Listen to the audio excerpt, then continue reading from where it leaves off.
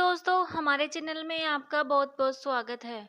दोस्तों, आज मैं आपको विक्रम बेताल की कहानी सुनाने जा रही हूँ। दोस्तों, अगर आपको कहानी पसंद आए तो वीडियो को लाइक करें, चैनल को सब्सक्राइब करें और बेल आइकन को दबाकर नोटिफिकेशन ऑन कर लें ताकि मेरे आगे आने वाली वीडियो की जानकारी आप तक पहुँच जाए। तो चलिए सुनते हैं कहानी। विक्रम बेताल की प्रारंभ की कहानी। बहुत पुरानी बात है। धारा नगरी में गंधर्व सेन नाम के एक राजा राज करते थे। उसके 4 रानियां थी।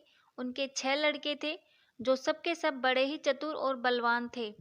संयोग से एक दिन राजा की मृत्यु हो गई और उनकी जगह उनका बड़ा बेटा शंख गद्दी पर बैठा।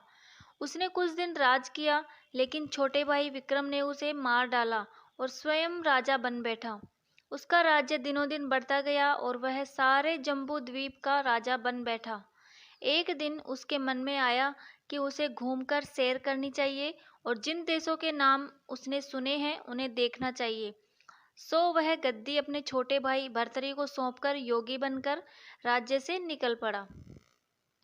उस नगर में एक ब्राह्मण तपस्या करता था। एक दिन देवता ने प्रसन्न होकर उसे एक फल दिया और कहा कि इसे जो भी खाएगा वह अमर हो जाएगा। ब्राह्मण ने वह फल लाकर अपनी पत्नी को दिया और देवता की बात भी बता दी।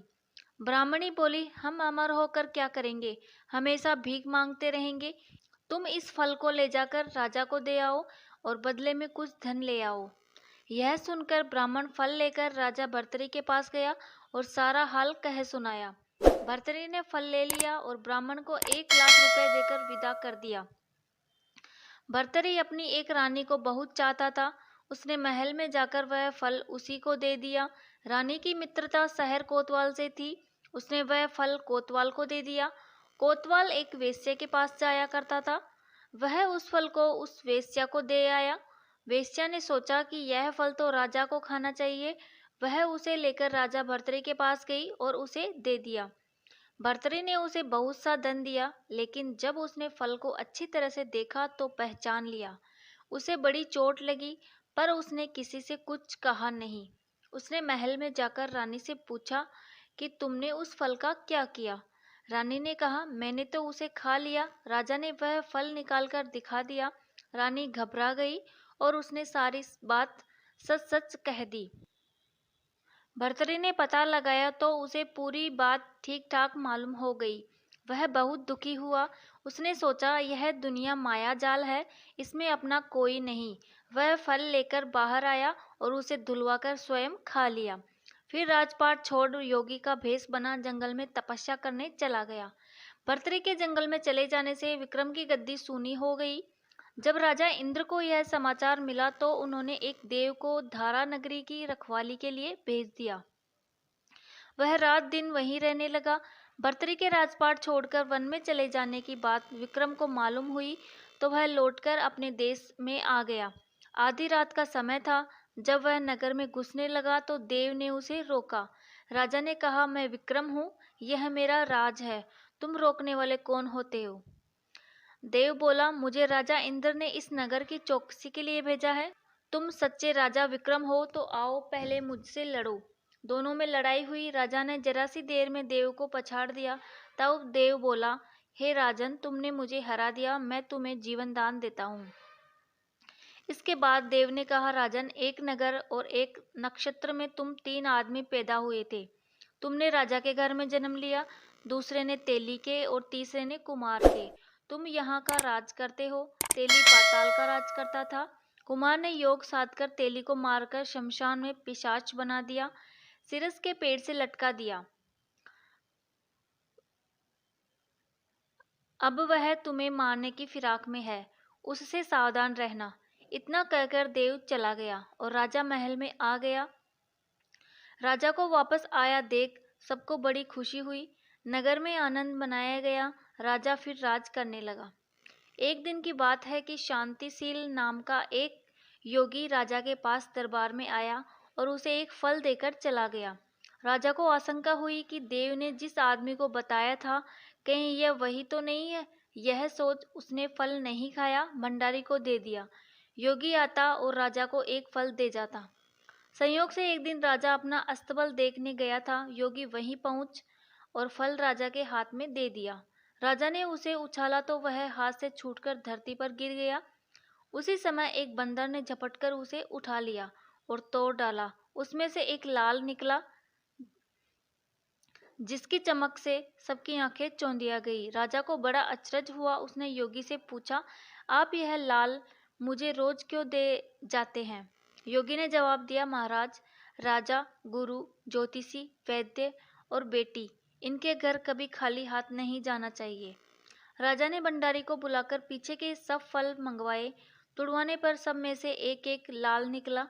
इतने लाल देखकर राजा को बड़ा हर्ष हुआ। उसने जौहरी को बुलवाकर उनका मूल्य पूछा। जौहरी बोला, महाराज, ये लाल इतने कीमती हैं कि इनका मोल करोड़ों रुपए में भी नहीं आंका जा सकता। एक एक लाल एक एक राज्य के बराबर है। यह सुनकर राजा योगी का हाथ पकड़कर गद्दी पर ले गया। बोला, योगीराज, आप सुनी हुई बुरी बातें दूसरों के सामने नहीं कही जाती। राजा उसे अकेले में ले गया। वहां जाकर योगी ने कहा, महाराज, बात यह है कि गोदावरी नदी के किनारे मसान में मैं एक मंत्र सिद्ध कर रहा हूँ। उसके सिद्ध हो जाने पर मेरा मनोरथ पूरा हो जाएगा। तुम एक रात मेरे पास रहोगे तो मंत्र सिद्ध हो जाएगा। एक दिन रात को हथियार बांधकर तुम अकेले मेरे पास आ जाना। राजा ने कहा, अच्छी बात है। इसके उपरांत योगी दिन और समय बताकर अपने मठ में चला गया। वह दिन आने पर राजा अकेला वहां पहुंचा। योगी ने उसे अपने पास बिठा लिया। थोड़ी देर बैठकर राजा ने पूछा, महाराज, मेरे लिए क्या आज्ञा है?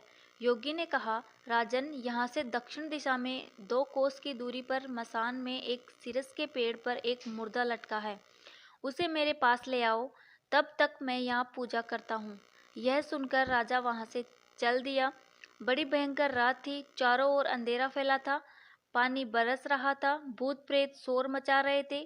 सांप आ आकर पैरों में लिपटते थे। लेकिन राजा हिम्मत से आगे बढ़ता गया। जब वह मसान में पहुंचा तो देखता क्या है कि शेर दहाड़ रहे हैं, हाथी चिंगाड़ रहे हैं, भूत प्रेत आदमियों को मार रहे हैं। राजा बेधड़क चलता गया और सिरस के पेड़ के पास पहुंचा। पेड़ जड़ से फुनकी तक आग से दहक रहा था। राजा ने सोचा, हो न हो यह वही योगी है जिसकी बात देव ने बताई थी।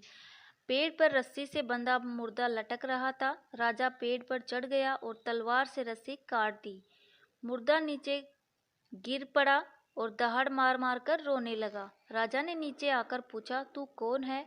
राजा का इतना कहना था कि वह मुर्दा खिलखिलाकर हंस पड़ा। राजा को बड़ा अचरज हुआ। तभी वह मुर्दा फिर पेड़ पर जा लटका। राजा फिर चढ़कर ऊपर गया और रस्सी को काट मुर्दे को बगल में दबा नीचे आया। बोला, बता तू कौन है? मुर्दा चुप रहा। तब राजा ने उसे एक चादर में बांधा और योगी के पास ले चला। रास्ते में वह मुर्दा बोला, मैं बेताल हूँ। तुम कौन है और मुझे कहाँ ले जा रहा है? राजा ने कहा, मेरा नाम विक्रम है। मैं धारा नगरी का राजा हूँ। मैं तुझे योगी के पास ले जा रहा हूँ। बेताल बोला, मैं एक शर्त पर चलूंगा। अगर तू रास्ते में बोलेगा तो मैं लौटकर पेड़ पर जा लटकूंगा। राजा ने उसकी बात मान ली। फिर बेताल बोला, पंडित चतुर और ज्ञानी इसके दिन अच्छी अच्छी बातों में बीतते हैं, तभी मूर्खों के दिन कलह और नींद में। अच्छा होगा कि हमारी राह भरी बातों की चर्चा में बीत जाए। मैं तुझे एक कहानी सुनाता हूँ, ले सुन। दोस्तों, आज के लिए बस इतना ही। तो मिलते हैं विक्रम बेताल की अगली कहानी में। अगर आपको मेरा वीडियो पसंद आए तो वीडियो को लाइक करें और अभी तक आपने मेरे चैनल को सब्सक्राइब नहीं किया है तो चैनल को सब्सक्राइब करें और बेल आइकन को दबाकर नोटिफिकेशन ऑन कर लें ताकि मेरे आगे आने वाली वीडियो की जानकारी आप तक पहुंच जाए। धन्यवाद दोस्तों।